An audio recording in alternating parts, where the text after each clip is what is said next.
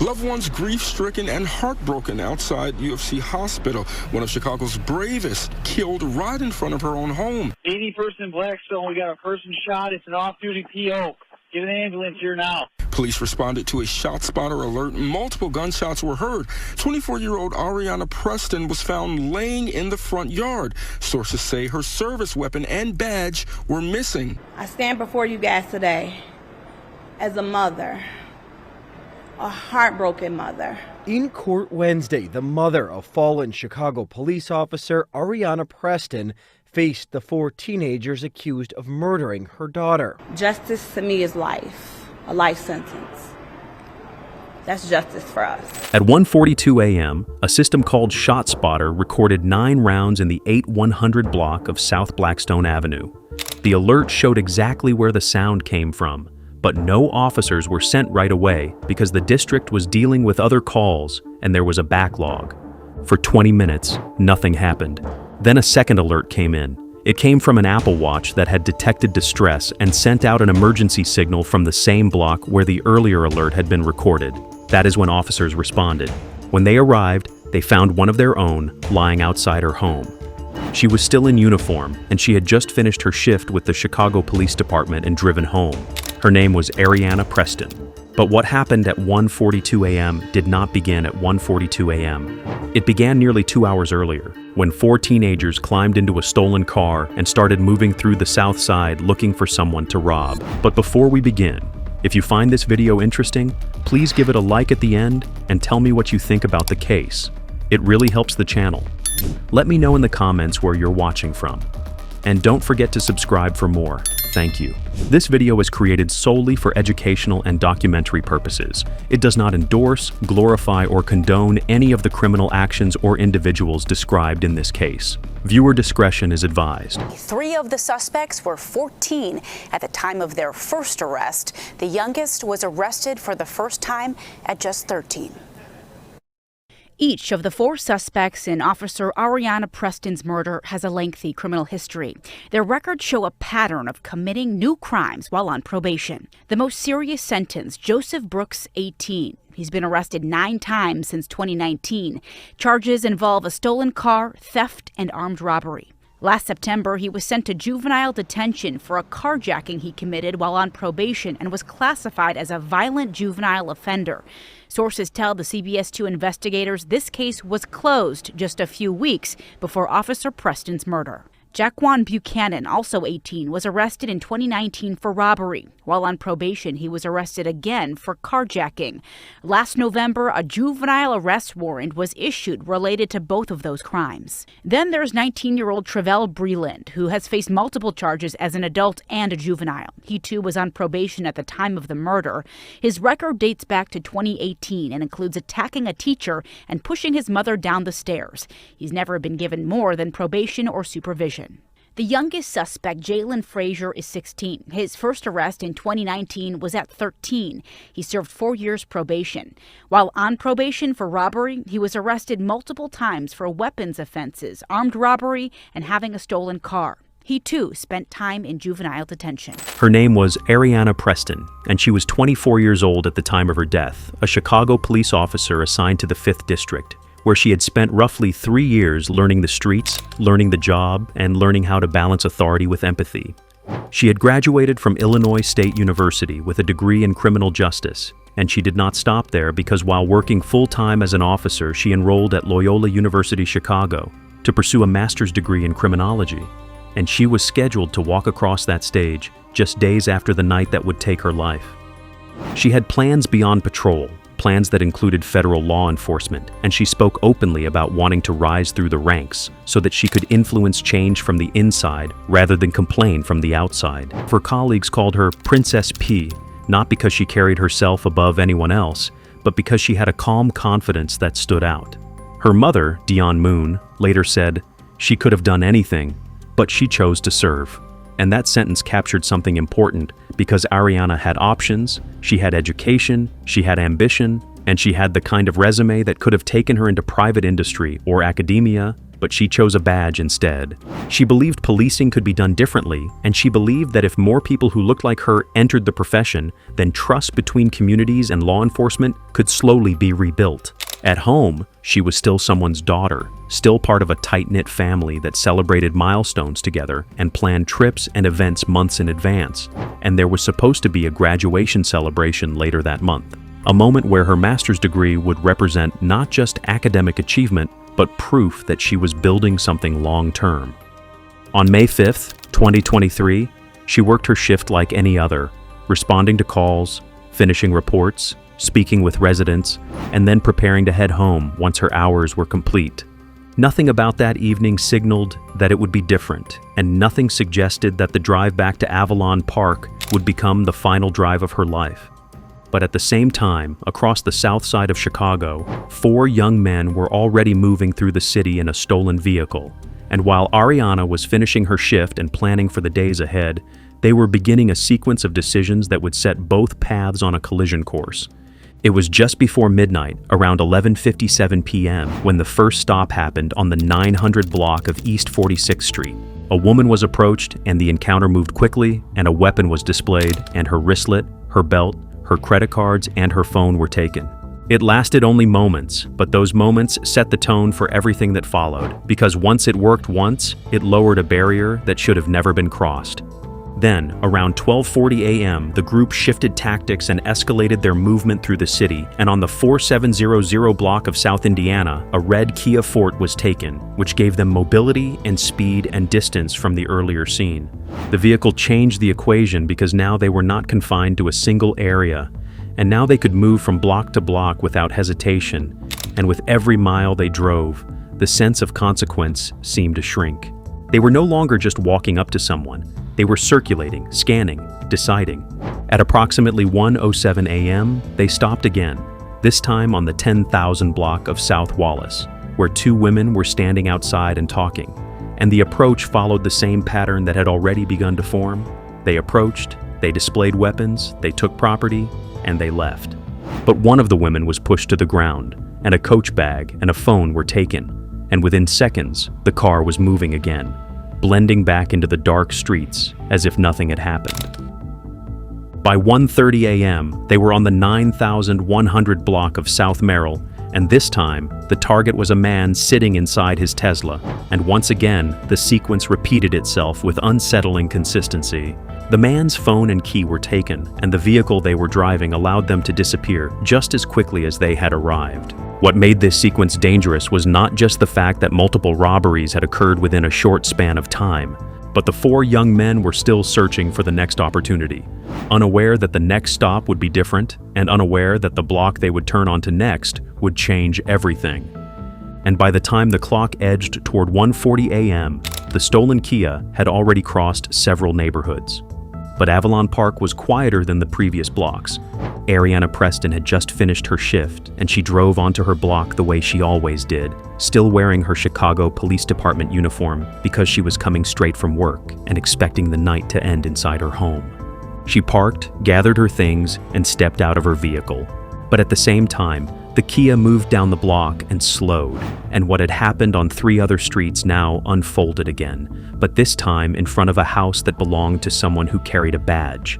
The car doors opened, and 4 figures stepped out, and they approached quickly, and what followed was not a prolonged encounter, but a rapid exchange that lasted only seconds.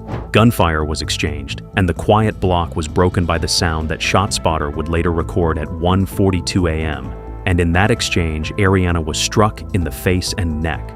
She fell near her front door, still in uniform, and the movement that had defined the earlier robberies continued even in that moment, because one of the suspects returned to where she lay and took her service weapon before getting back into the vehicle. Then the doors closed again, and the car pulled away from South Blackstone, leaving behind a scene that would shift from routine patrol to citywide investigation within minutes.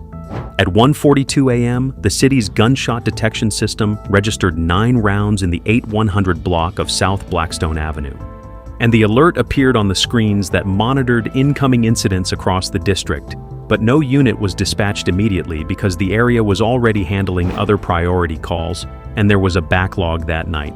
Then, at 2:02 a.m., a second signal came in, and this one carried a different weight because it was triggered by an Apple Watch that detected distress and transmitted an emergency notification to 911 from the same location where ShotSpotter had recorded the earlier rounds. That second alert escalated the response, and dispatchers sent officers to the scene with urgency because now there was confirmation that someone was in immediate danger. The words carried both procedure and shock, because recognizing that the victim was an off-duty police officer changed the gravity of the moment instantly, and the call moved from a routine response to an emergency involving one of their own. An officer on scene did not wait for paramedics to arrive before acting, and instead placed Ariana into the back of a squad car so that transport could begin without delay, and another unit coordinated movement so that intersections could be cleared as they headed toward the University of Chicago Medical Center. 15 a.m. We got a person shot. It's an off-duty PO. Get an ambulance here now. That officer not waiting for the ambulance, instead driving Officer Preston directly to the University of Chicago where she died. She had been shot once in the face and once in the neck. Bullet casings recovered from the scene show 2 guns were fired, one of which was Officer Preston. At approximately 2:15 a.m., she was pronounced deceased at the hospital. And in that span between the first automated alert and the final time of death, less than 40 minutes had passed. Yet those minutes would be examined and discussed for years afterward, because within them lay both the immediacy of the violence and the gap between detection and response.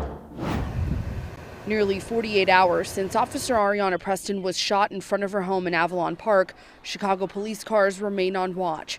It happened as Officer Preston was getting home from her shift in the 5th District just before 2 a.m. on Saturday morning. Her neighbor and family friend Diane Wade heard the gunshots that would end up taking Preston's life. Loud gunshots, and I didn't think too much of it, so I went to bed, and then I woke up again because I heard a lot of traffic on the block, and it was a lot of sirens and blue lights and everything. Part of that commotion, officers responding to one of their own, putting Preston in the back of a squad car and taking her to the hospital where she later died. Wade still shocked this happened here, an area she says hardly ever sees any violent crime. This is the first time that something big like this has ever happened. She tells me her Ring camera didn't catch anything, but says police confiscated surveillance video from both her neighbors' cameras. While Chicago police are not confirming what led up to her murder, the Fraternal Order of Police posted this reaction on their Facebook page, adding, though off-duty, Officer Ariana Preston was killed while trying to defend herself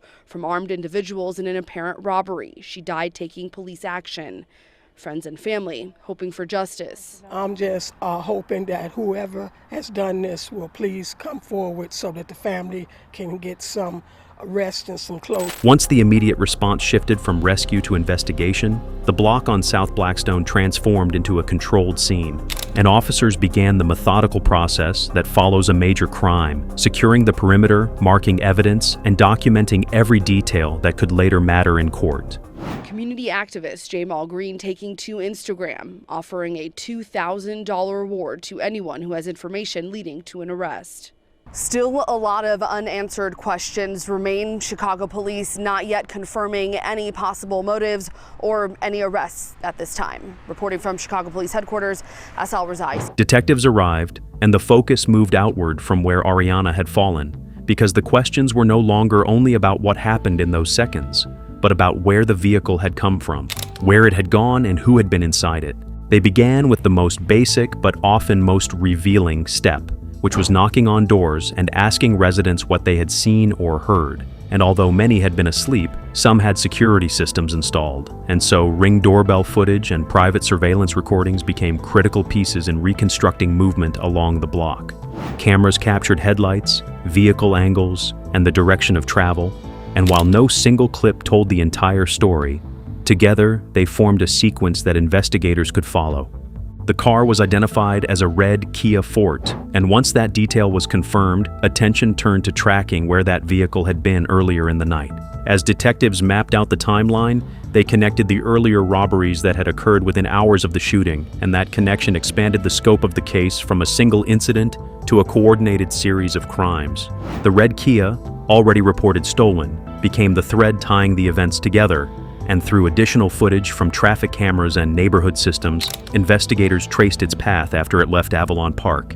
Not long after, the Kia was found abandoned on the 7,200 block of South Eberhard in a vacant lot, and it was not merely left there, but set on fire, which suggested an attempt to destroy evidence and slow the investigation. Fire investigators confirmed that an accelerant had been used, and the burned vehicle became another controlled scene, carefully processed despite the damage. Even with the fire, some evidence survived, and among the items recovered were credit cards that had been taken during the earlier robbery on East 46th Street, which further solidified the link between the spree and the shooting. Then the focus narrowed to the gunfire itself, because ballistic analysis would determine not only how many weapons were used, but whether any recovered firearms could be matched to the scene. 9 shell casings had been collected from South Blackstone, and forensic testing later confirmed that 2 of those casings were fired from a specific Glock 19. When that weapon was eventually recovered during the arrest phase, it did not stand alone as circumstantial evidence, because fingerprints lifted from the firearm connected it to Joseph Brooks, Trevor Breland, and Jaquan Buchanan, and those fingerprints placed their physical contact on the weapon tied to the shooting. Before midnight on May 6th, when one of the suspect's girlfriends called him saying she needed money for a barbecue. Minutes later, all 4 got into her white Dodge Avenger SUV, wearing all black with face coverings. Their movements after that were all tracked by police pod cameras and cell phone pings. 11:57. A woman is robbed at gunpoint near 46th and Ellis by 4 men who got out of a white Dodge Avenger. Her wristlet, belt, phone, credit cards, all stolen. 12:39 a.m. A red Kia Forte parked at 47th and Indiana is stolen. 1:07 a.m. The red Kia pulls up to a home at 100th and Wallace.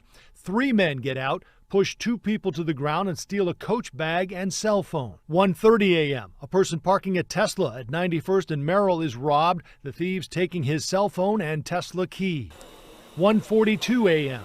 Shots fired picking up 9 rounds at 8157 South Blackstone Avenue.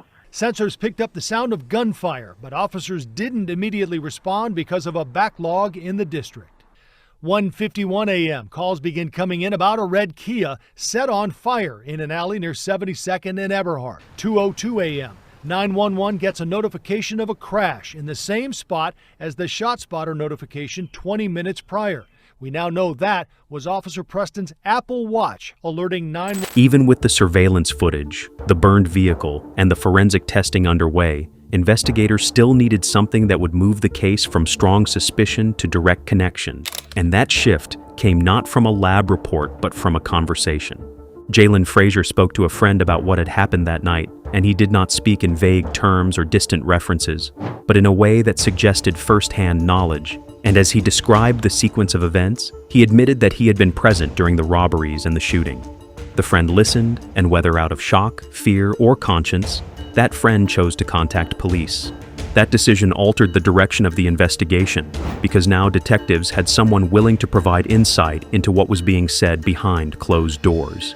They arranged a follow-up call, and this time they were listening in. Frazier repeated elements of the night's events, and in doing so, he referenced details that had not yet been released to the public, which meant those details could only have come from someone directly involved or present.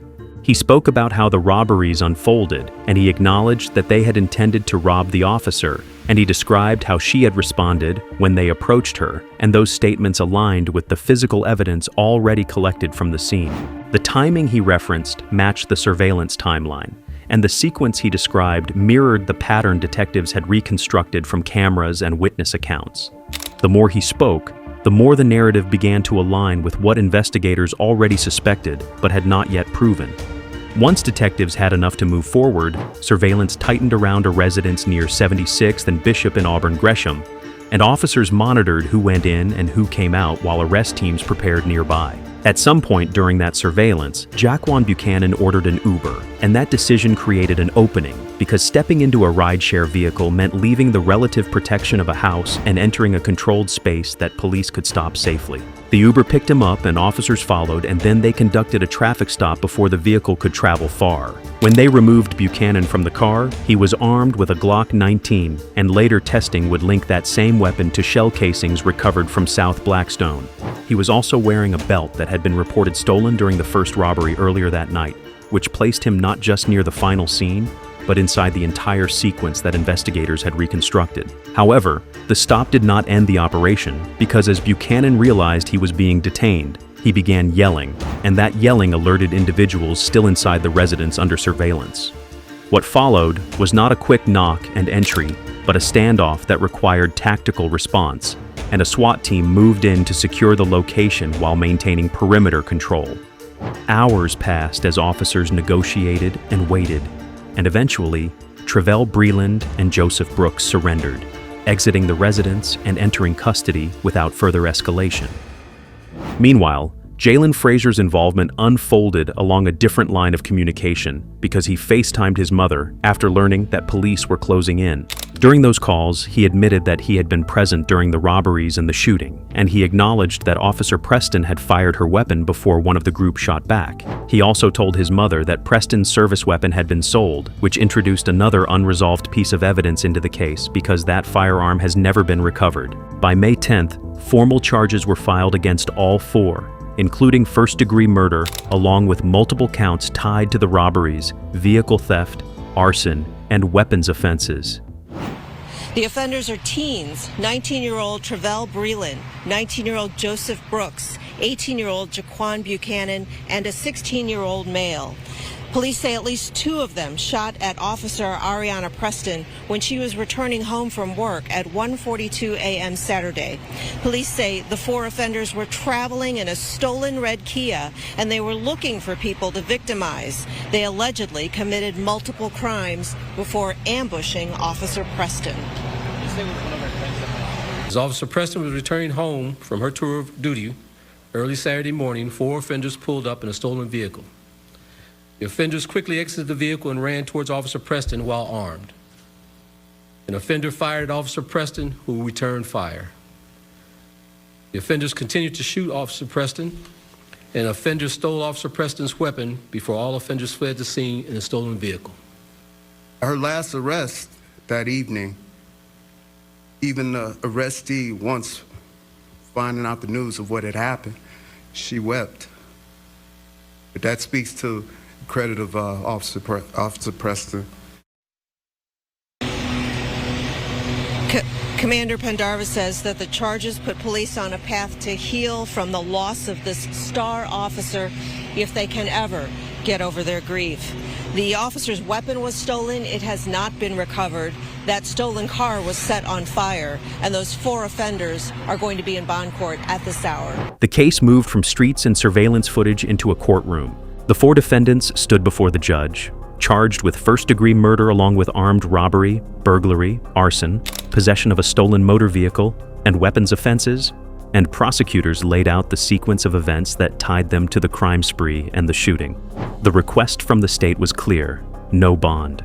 The charges were serious, the evidence was layered, and the public impact was undeniable, so the court ordered that all four be held without bond as the case moved forward. At the same time, outside the courtroom, her mother shared with us how she felt after everything about this case was revealed in court. My name is Deanne Moon. An emotional Deanne Moon spoke to reporters surrounded by her family after seeing the four young men charged in the murder of her daughter, off-duty Chicago police officer Ariana Preston. We poured into her. We poured into her education. But as I said in that courtroom today, the people I really felt sorry for was those boys. I felt sorry for them because nobody obviously didn't pour into them. Nobody told them that they were loved. Nobody told them that you can do anything like I constantly preach to my daughters. In court, it was revealed 16-year-old defendant Jalen Frazier admitted to a friend the shooting was his work. He fired a gun at her and then Preston shot at him and the other defendants. So they shot and killed her. As crazy as this may sound, I pray for their family. I really, really do. I pray for their family. Anytime you can shoot somebody and say, that was my work, what kind of human would say that about another human being? As pre-trial proceedings continued, prosecutors filed a motion seeking removal of Judge Carol Howard, arguing that certain rulings or patterns created concern about impartiality, although the specifics of that dispute remained part of legal filings rather than public argument. At the same time, Joseph Brooks filed a motion to suppress statements he had made to police, attempting to have incriminating admissions excluded from trial. However, that motion was denied, which meant his statements would remain part of the prosecution's case. By January 2026, the court addressed that issue directly, and a judge ruled that the firearms expert would be allowed to testify, determining that the methods used were generally accepted and admissible. That ruling preserved a key component of the prosecution's case, particularly the link between the recovered Glock 19 and the shell casings found at South Blackstone. Meanwhile, Jalen Frazier, though charged as an adult at 16, remained housed in juvenile detention as the proceedings continued. No trial date had been set, and the case was repeatedly described as complex because it involved 4 defendants, multiple crime scenes, layered forensic evidence, and overlapping legal strategies. And so, as months turned into years, the courtroom became the next arena where the outcome would be decided, but the final verdict had not yet been written. The funeral was held at Trinity United Church of Christ on the South Side, and the service drew family, friends, officers, city officials, and residents who had never met Ariana Preston but understood what her death represented. A police procession moved through the streets, and squad cars lined the route in a display that was both ceremonial and personal, because this was not only a fallen officer but a young woman whose career had barely begun. Inside the church, her family sat together, and the weight of the moment was visible. But so was a deliberate choice to speak about purpose rather than only pain. In the days that followed, vigils were held, and balloons were released, and community members gathered on the same South Side streets where she had once patrolled. The block where she lived did not fade into anonymity because the city renamed the intersection near her home Officer Ariana M. Preston Way, and the sign became a permanent marker tied to a story that residents would not forget. Her name was also engraved into the Gold Star Memorial Wall, joining hundreds of other officers who had died in the line of duty, and that engraving placed her within a larger history of service and sacrifice. However, the remembrance did not end with official ceremonies, because in 2024, a new block club sign was unveiled at 81st and Blackstone, designed by a local artist and installed as part of a neighborhood initiative meant to strengthen community bonds. Residents, teachers, and children from a daycare run by her mother gathered as the sign went up, and the message was clear. The neighborhood still cared, and her name still carried meaning. At Loyola University Chicago, where she had been preparing to receive her master's degree, efforts began to establish a scholarship in her honor, ensuring that future students pursuing criminology or related fields could carry forward the academic path she had valued. The Preston for Peace Foundation was launched as well, focused on community engagement and youth empowerment, and through it, her family sought to channel grief into structured impact rather than let it dissipate into anger alone. So the community impact extended beyond mourning and into movement, and while the legal process continued in courtrooms, the streets of Avalon Park carried her name, and students at Loyola carried her legacy, and neighbors who walked past the new sign were reminded daily that a life had ended there, but a commitment to something greater had begun in response. Ariana Preston was 24 years old. She had just finished her shift. She was home. And in less than a minute, everything changed. The court process is still unfolding. The verdict will come when it comes, but the loss is already permanent. So here's the real question. What does justice look like to you in a case like this? I want you to tell me in the comments what accountability should truly mean here. And if you believe stories like this deserve to be told, then support the channel by liking this video and subscribing.